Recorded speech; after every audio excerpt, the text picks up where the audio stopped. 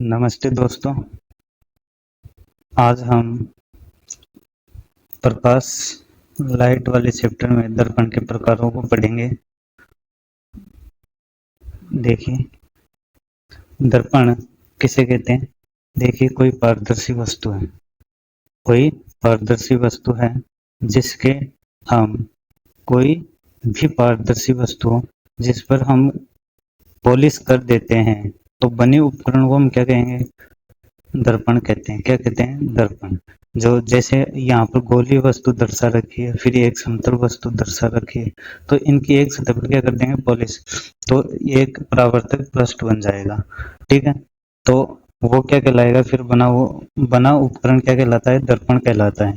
ठीक, अब देखिए इसमें आपको परिभाषा क्या लिख रखी है वो देखते हैं।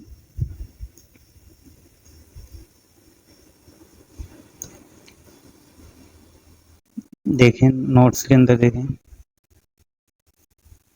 दर्पण क्या है या दर्पण किसे कहते हैं। तो परिभाषा याद रखना, साधारण कांच की एक तरफ चांदी या पारे की पॉलिश करने पर क्या बनता है, दर्पण बनता है। क्या बनता है, दर्पण। और एक विशेष बात याद रखना, सबसे अच्छा परावर्तक कौन होता है, चांदी। कौन सा पदार्थ, जो आपकी चांदी होती है यह परावर्तक का कार्य अधिक करती है। ठीक है, और दर्पण मुख्य रूप से कितने प्रकार के होते हैं, दो प्रकार के होते हैं। एक समतल दर्पण होगा और एक गोलीय दर्पण होगा। ठीक है, अब यहाँ पर आप एक नोट और ध्यान से लिख लेना। यहाँ पर अगला पेज ले रहा हूँ। देखिए यहाँ पर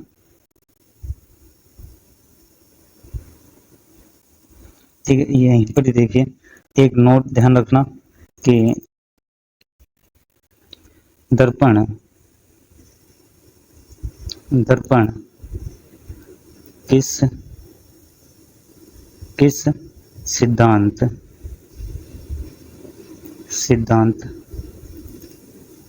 पर कार्य करते हैं। ये एक प्रश्न के रूप में आपको मैंने नोट बता दिया है। अब बताइए आप, दर्पण किस सिद्धांत पर कार्य करते हैं, तो इसका आंसर याद रखना, परावर्तन। किस पर, परावर्तन। किस पर कार्य करते हैं, परावर्तन। या प्रकाश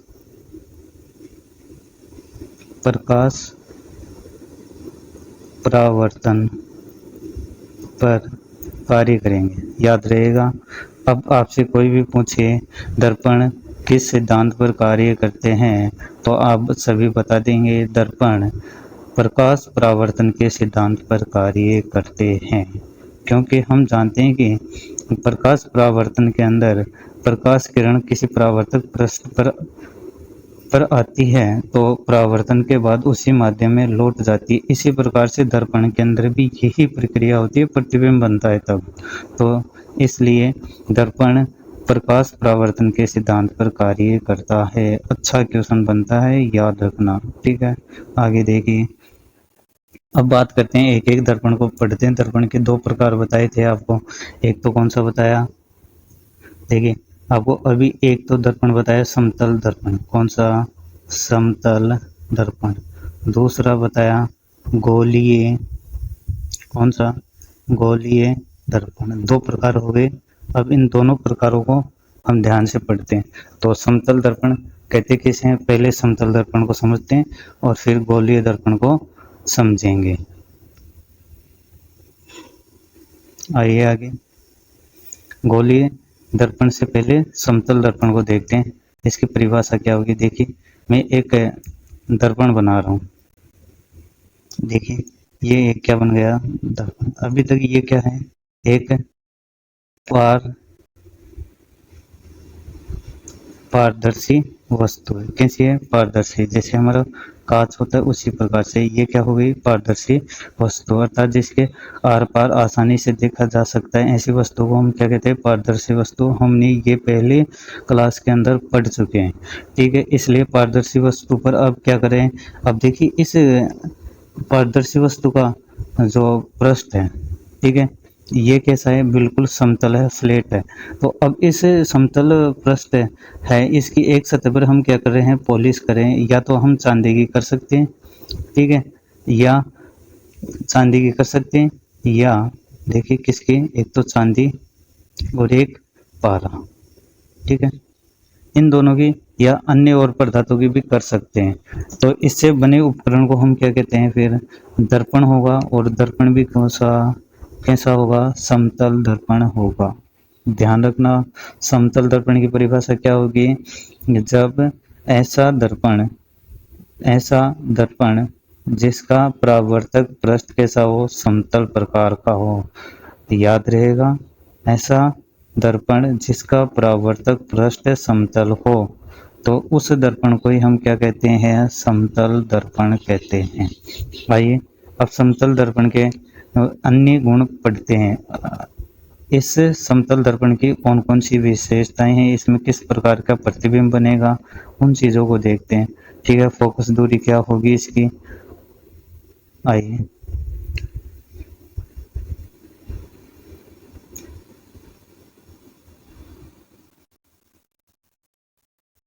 देखें। घर में इस्तेमाल होने वाला आईना या शीशा ही समतल दर्पण होता है।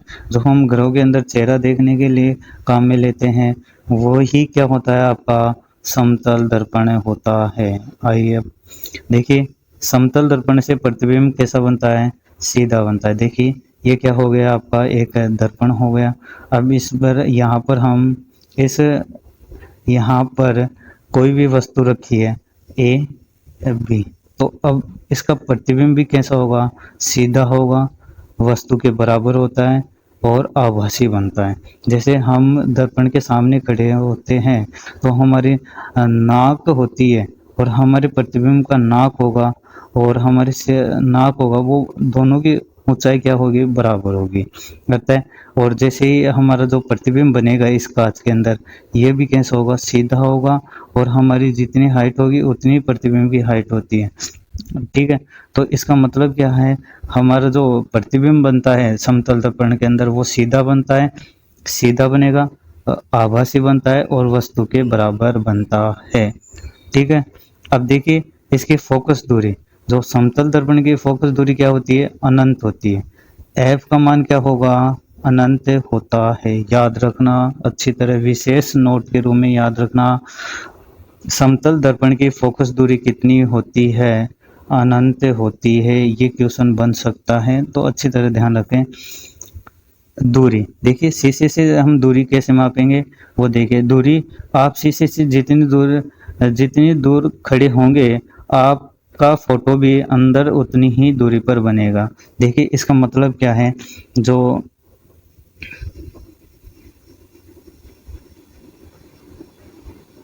देखिए आगे देखिए, एक बार रब करते हैं इसको, फिर बताता हूँ। देखिए यहाँ पर क्या है, आपका हमारा दर्पण बना दिया, यहाँ पर हमने फिर एक वस्तु रख दी, तो यहाँ पर देखिए, यहाँ पर हमारा प्रतिबिंब है, तो हम दर्पण से कितनी दूरी पर, डी दूरी पर खड़े हैं, कितनी दूरी पर, डी पर, तो ये प्रतिबिंब भी दर्पण से कितनी दूरी पर होगा, डी डी दूरी पर होगा। ध्यान रखना, प्रतिबिंब की दूरी और प्रतिबिंब की दूरी और वस्तु की दूरी क्या होगी, दर्पण से बराबर होती है।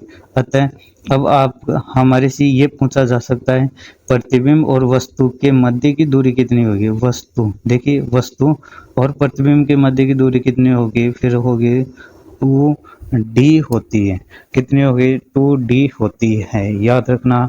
और यही ही बात इसमें कह रहा है। देखिए वापस समझा रहा हूँ एक बार, देखिए आप शीशे से जितनी दूर खड़े होंगे, आपका फोटो भी अंदर उतनी ही दूर बनेगा, ठीक है। आगे आइए, अब देखिए समतल दर्पण के अंदर एक विशेषता और है, इसमें पार्श्व परावर्तन पाया जाता है। जैसे हम दर्पण के सामने, दर्पण के अंदर हमारा चेहरा देखते हैं या हमारे पूरा प्रतिबिंब देखते हैं, तो हम देखते हैं कि जो हमारा दायां भाग होता है, दायां भाग होता है वो दर्पण के अंदर बाईं ओर दिखाई देता है और बायां भाग दाईं ओर दिखाई देता है, अर्थात उल्टा होता है। और इस प्रकार की घटना को हम क्या कहते हैं, पार्श्व परावर्तन। और इसमें देखो शब्द के अर्थ को समझ लो, जिसे आपको याद रहेगा। यहाँ से पार्श्व का मतलब होता है साइड, ठीक है। हमारी जो कंधे हैं दो साइड हो गए ना, एक लेफ्ट और एक राइट साइड, तो हमारे यही है, ठीक है। पार्श्व का मतलब होता है हमारी साइड, दिशा हो गई। तो ये दिशाएं क्या हो जाती हैं, जो साइडें होती हैं वो बदल जाएंगे, जो दायां भाग होगा वो बायां हो जाएगा और बायां भाग दायां हो जाता है। इसी प्रकार से जो एम्बुलेंस में जो अक्सर लिखे होते हैं, एम्बुलेंस के अंदर गाड़ी पर एम्बुलेंस लिखा होता है वो उल्टा लिखा होता है, जिसे दूसरी गाड़ी के अंदर आपको प्रतिबिंब कैसा दिखे, वो सीधा दिखाई देगा। यही कारण है, ठीक है, पार्श्व परावर्तन का। समझ में आ गई? देखिए एक बार क्या लिखा हुआ है वो और बता देता हूँ आपको। देखिए इसमें क्या लिखा है, शीशे में आपका दायां भाग बायां और बायां भाग दायां दिखाई देता है। इसी घटना को हम क्या कहते हैं, पार्श्व परावर्तन कहते हैं। और उदाहरण देखिए, इसी कारण एम्बुलेंस को गाड़ियों पर उल्टा लिखा जाता है। एम्बुलेंस अक्सर लिखा जाता है, वो कैसे लिखा जाएगा, उल्टा लिखा जाता है। देखिए कैसे, हम अल्फाबेट को देखते हैं। जो आपका ए होता है, देखिए ए होता है, इसका उल्टा लिखेंगे तो ये ए ऐसे दिखेगा, ठीक है। और बी लिखा जाएगा तो बी ऐसा दिखेगा, ठीक है। सी ऐसा लिखते हैं और दिखेगा कैसा, ऐसा। और देखिए डी को ऐसे लिखा जाता है, दिखेगा कैसा, डी ऐसा दिखता है। और ई को ऐसा लिखा जाता है और कांच जो दर्पण होगा उसमें ई ऐसे दिखाई देगा। इसका मतलब इसे ही हम क्या कहते हैं, पार्श्व परावर्तन। देखो यहाँ पर हमने सी लिखा है, सी का यहाँ पर खुला मुख है, किस तरफ है, दाईं तरफ। लेकिन अब प्रतिबिंब के अंदर कैसा हो जाएगा, बाईं तरफ। अब देखिए बी के अंदर बी की जो मुड़ा हुआ हिस्सा है वो किस तरफ है, दाईं तरफ। लेकिन प्रतिबिंब के अंदर कैसा होगा, बाईं तरफ। इसी प्रकार से जो आपका पार्श्व परावर्तन होता है। आगे आइए, अब देखिए इसमें एक नोट लिखा हुआ है, ठीक है। इस नोट को अच्छी तरह से ध्यान रखना, इस नोट के बारे में भी है क्या। देखिए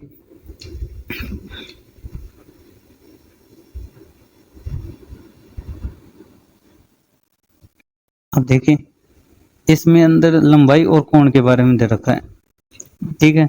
आपकी आपकी पूरी हाइट देखने के लिए, अर्थात हम कोई व्यक्ति है, ठीक है, ये एक दर्पण हो गया। अब इसके सामने कोई व्यक्ति खड़ा हुआ, ठीक है। अब ये व्यक्ति अपनी हाइट पूरी देखना चाहता है, तो ये दर्पण कितना लंबा लेके या कितनी हाइट का लेके इस व्यक्ति को अपनी पूरा प्रतिबिंब दिखाई दे।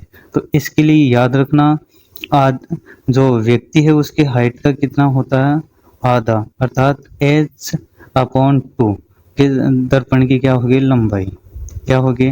देखिए दर्पण की लंबाई ये क्या होती है, h/2। और h क्या है, व्यक्ति की ऊंचाई, क्या हो गई, ऊंचाई, व्यक्ति की हाइट हो गई है, याद रहेगा। इससे देखो एक क्वेश्चन कराता हूँ।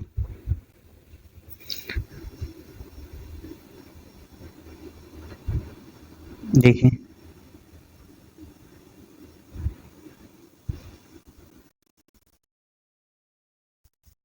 क्वेश्चन देखिए, माना कि व्यक्ति की हाइट 10 मीटर है, तो प्रतिबिंब की ऊंचाई, तो सॉरी दर्पण की ऊंचाई कितनी होगी, ऊंचाई कितनी होगी, ये ज्ञात करनी है आपको। दर्पण की ऊंचाई ज्ञात करनी है, तो इसका हम निकाल सकते हैं। तो इसमें देखिए दर्पण की ऊंचाई निकालने के लिए हम क्या करेंगे, फिर इसको सूत्र में रखेंगे। तो दर्पण की ऊंचाई h डैश मान लें और व्यक्ति की h, सूत्र हो गया h, देखें हो गया h/2। ये हो गया आपका क्या निकालने का, दर्पण की ऊंचाई निकालने का सूत्र। तो यहाँ पर h कितना दे रखा है हमारे को, 10/2, दो हो जाएगा। तो दर्पण कितना रखना पड़ेगा आपको, 5 मीटर कितना रखना पड़ेगा, यानी आपकी दर्पण की ऊंचाई होगी, दर्पण की ऊंचाई कितनी आई लेनी पड़ेगी, 5 मीटर ऊंचाई का दर्पण लेना पड़ेगा, जिससे हमारे को हमारी व्यक्ति या हमारी लंबाई पूरी दिखाई देगा, प्रतिबिंब की ऊंचाई बराबर दिखेगी, प्रतिबिंब बनेगा पूरा दिखाई देगा। ठीक है, आगे आइए, आगे देखिए, इसमें यहाँ तक नोट के अंदर देखिए, दूसरा नोट यहाँ पर देखिए, जो कोण होता है, देखिए सूत्र के अंदर कितने रखोगे, आधी। तो यदि दर्पण को थीटा कोण से घुमाया जाता है, किसको, दर्पण को थीटा डिग्री से घुमा दें, किसको, दर्पण को घुमाना है, ठीक है, सॉरी यहाँ पर किसको घुमाओगे, थीटा डिग्री से, तो उस कि आपके प्रतिबिंब होगा, फोटो होगी, वो कितने डिग्री से घूमेगा, 2θ डिग्री से। ठीक है, एक बार और देखें यहाँ पर क्या कह रहा है, देखिए ये कोई यहाँ पर दर्पण और यहाँ पे कोई व्यक्ति खड़ा हुआ, अब इसको हम दर्पण को हम कितने थीटा डिग्री से घुमा देते हैं, तो इसका वो जो बना प्रतिबिंब भी कितने डिग्री के कोण से घूमेगा, 2θ डिग्री से घूमेगा, ये कह रहा है। ठीक है, आगे आइए, अब देखिए समतल दर्पण से प्रतिबिंबों की संख्या निकालने का तरीका ध्यान रखना, किस प्रकार से निकाला जाता है वो बता रहा हूँ। दर्पण जो आज जैसे ये दो दर्पण रख दिए, देखो एक समतल दर्पण ये हो गए, एक ये हो गया, अब इसको 90 डिग्री पर रखा गया है, इस प्रकार से कोई कोण दे देगा, भाई इस दो दर्पणों को हमने 90 डिग्री के कोण पर रखा है, 60 डिग्री के कोण पर रखा है, 120 पर रखा है, 30 पर रखा है, इस प्रकार से कोणों का मान देगा और फिर कहेगा भाई ठीक है, तो पर बनने वाले प्रतिबिंबों की संख्या कितनी होगी। ठीक है, ये चीजें निकालना सीखते हैं इसमें। देखिए आपको कितनी भी, आपको छोटा सा सूत्र याद रखना पड़ेगा सबसे पहले तो, ठीक है, प्रतिबिंबों की संख्या निकालने के लिए क्या, प्रतिबिंबों की संख्या निकालने के लिए देखिए, प्रतिबिंबों की संख्या निकालने के लिए आपको सूत्र क्या रखना है, n बराबर 360 डिग्री बटे थीटा, याद रहेगा, इस सूत्र को याद रखना, बस इतना ही ध्यान रखना है और कुछ भी नहीं है। अगर इसमें देखिए आपको n का मान, देखिए n का मान यदि सम हो, कितना हो, सम हो, तो ठीक है, सम हो तो n का मान सम प्राप्त हो तो उसमें से एक घटा देंगे, कितना घटा देंगे, एक घटा देंगे। तो यदि n का मान विषम प्राप्त हो, कैसा हो, विषम संख्या में प्राप्त हो, तो उसमें कोई परिवर्तन नहीं करेंगे, परिवर्तन नहीं होगा, जैसा मान आएगा वही रखा जाएगा। ठीक है, इसके अलावा देखिए और चीजें देखें, यदि n का मान, यदि n का मान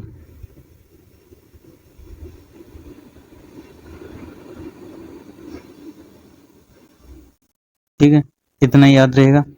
अब देखिए निकालना सीख गए, अब देखिए यहाँ पर होगा क्या, अब एक क्वेश्चन कराता हूँ, जैसे हमारे पास एक कोण दे रखा है, ठीक है, थीटा का मान माना, थीटा का मान कितना दे रखा है, 90 डिग्री, और फिर पूछ रहा है प्रतिबिंब कितने बनेंगे, तो हम इस सूत्र के अंदर रख दें मान, तो 360 बटे 90 आ गया।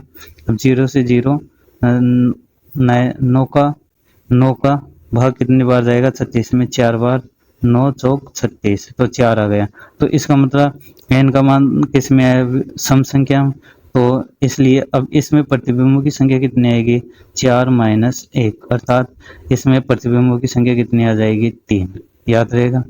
इसी प्रकार से देखें दूसरा और देखें,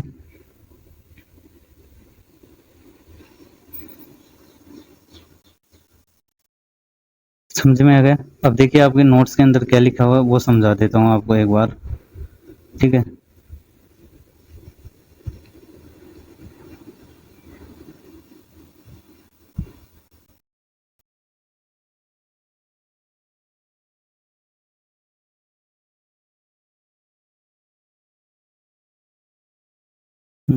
देखिए नोट्स के अंदर वो देखें क्या लिखा हुआ।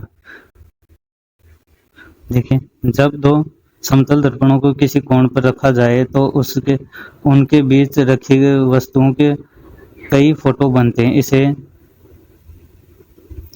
इसे निकालने का आसान तरीका, इसका सूत्र क्या है, 360 बटे थीटा निकल जाएगा। m एक सम संख्या हो तो उसमें से हमेशा क्या करते हैं, एक घटाते हैं। जैसे 4, 6, 8 दे रखा है तो इसमें से -1 कर दिया गया। इसी प्रकार से यदि इसकी संख्या कितनी दे रखी हो, अर्थात m का मान कितना आ जाए विषम संख्या के अंदर, ठीक है, तो उसमें कोई परिवर्तन नहीं करते हैं। ठीक है, आइए आगे। यदि अगर वस्तु बिल्कुल बीच में रखी हो, सममित हो, तो उसमें एक घटाया जाता है। ठीक है, कैसा हो, सममित हो तो एक घटा दिया जाएगा, और यदि उसमें असममित हो तो उसमें कोई परिवर्तन नहीं किया जाएगा। ये चीजें भी याद रखना। देखिए आगे आइए। समांतर समांतर समांतर दर्पण यदि दो शीशे सामने सामने सीधे रखे दिए जाए, जैसे नाई की दुकान में दो, तो प्रतिबिंब कितना बनेगा, अनंत डिग्री बनता है। इसका मतलब समझे क्या इस लाइन का, देखो इसका अर्थ क्या रखा है और दे रखा है और मान क्या निकलेगा। देखो अभी आपके सामने करता हूँ इसको, जिससे आपको समझ में अच्छी तरह से आएगा। देखिए इसमें क्या बोल रहा है कि ये दो दर्पण हो गए, एक ये वाला दर्पण, एक ये वाला दर्पण। अब देखिए इन दोनों दर्पणों के मध्य जो कोण का मान है, ठीक है, थीटा, थीटा कितना है, 0 डिग्री। ठीक है, थीटा 0 डिग्री होने पर हम सूत्र के अंदर मान रखें तो m बराबर या n बराबर कितना आ जाएगा, 360 बटे 0। तो इसका मान कितना आता है, अनंत। तो इसका मतलब जो आप अगर इस प्रकार से दर्पणों को रख देते हो तो आपके अनंत प्रतिबिंब बनते हैं इन दोनों के मध्य वस्तु को रखने पर, याद रहेगा। चलें आगे। लास्ट आज क्लास का लास्ट टॉपिक है समतल दर्पण के उपयोग। क्या पढ़ेंगे आज, लास्ट टॉपिक है समतल दर्पण के उपयोग। देखिए इसका उपयोग सबसे मुख्य रूप से किसमें किया जाता है, चेहरा देखने के लिए। ठीक है, रोजमर्रा के कामों में काम में लिया जाता है। किसको, समतल दर्पण को। बहुरूप दर्शी रंग बिरंगे पैटर्न देखने वाले खिलौनों में किया जाता है ना। ठीक है, जैसे हमने जो एक मूवी आई थी हेरा फेरी, उसमें भी इस बहुरूपी दर्शी को दर्शाया गया है। ठीक है, सर्कस के अंदर। उसी प्रकार से यहाँ पर भी है। इसी समतल दर्पणों को वहाँ पर एक विशेष कोणों पर रखा गया था, जिससे उनके प्रतिबिंब क्या दिख रहे थे, अनेक दिखाई दे रहे थे। इसके अलावा देखिए इसका उपयोग किस में किया जाता है, पेरिस्कोप। किस में किया जाता है, पेरिस्कोप। ठीक है, पनडुब्बी या बंकर के अंदर बैठकर बाहर की चीजें देखने के लिए इसमें दो समतल दर्पणों को कितने डिग्री पर रखा जाएगा, 45 डिग्री पर रखते हैं। कितने पर, 45 डिग्री पर। ठीक है, अब देखिए 45 डिग्री का मान रखकर फिर हल करके देखें तो कितना आएगा, फिर आपको ये पता चलेगा भाई कि इसका उपयोग कैसे हुआ है। ठीक है, करके देखना, और अगर नहीं होता है तो अगले वीडियो में करके बता दूंगा। जैसे आप कमेंट करना तभी करूंगा, अन्यथा इसको हल करके नहीं बताऊंगा। ठीक है, थैंक यू थैंक यू इस वीडियो को देखने के लिए। चैनल को सब्सक्राइब करें, शेयर करें और कमेंट करें। धन्यवाद।